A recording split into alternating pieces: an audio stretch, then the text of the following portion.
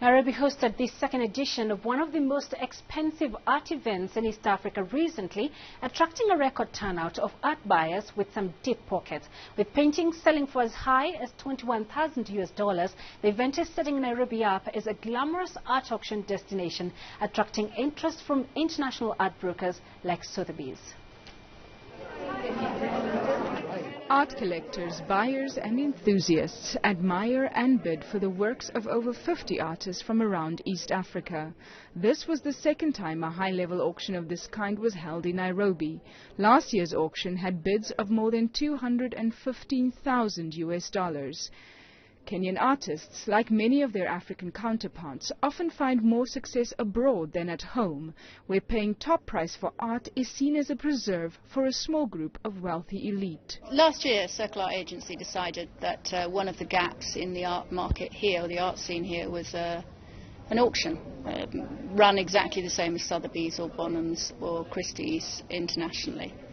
The aim of it really is to encourage a secondary market, and so the selection of art was a lot about finding rare historic works from some of the early masters post-independence, so works going back to the 60s, but also mixing it up with some contemporary work, because of course some of our collectors are only interested in contemporary.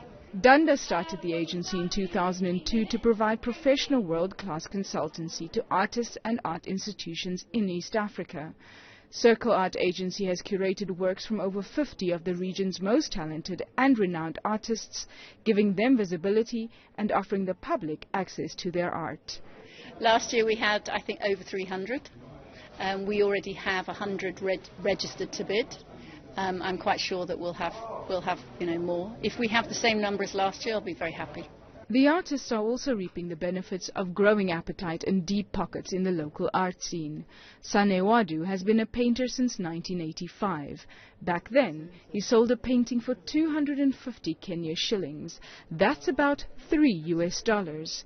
At the auction, his painting, The Invisible Cat, was sold for slightly over $1,800. In course of that journey, we have come to a point where we have the artists now feeling that like they are part of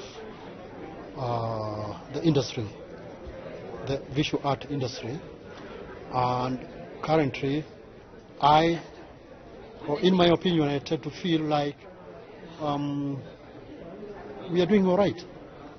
Sotheby's valued global African art sales for 2013 at $28 million, with the majority coming from major African art markets, South Africa and Nigeria. Although Kenya is not among the major players, its art market is proving to be robust, attracting foreign buyers looking to invest in African art, either as collectors or for profit. I think South African market is obviously very well established, as you know, and Nigerian market as well. And why? Because both those countries are very rich, and there are a lot of rich people there. I think for other, like Uganda or here, there are Ugandan artists, the various East African artists here. I think it's wonderful because it's an area that hasn't had the exposure like South Africa has. So, and quite frankly, as far as the quality, it's just as good. Dendi Eason has auctioned for Bonhams and Sotheby's and was flown in from the UK for the event. He notes that Kenya is slowly establishing itself as a major art destination in Africa. But as Africa's art scene gets more profitable for the creators and more valuable for the collectors and buyers, critics warn artists not to compromise their authenticity in favor of commercial returns. Valde Carolsa, CCTV.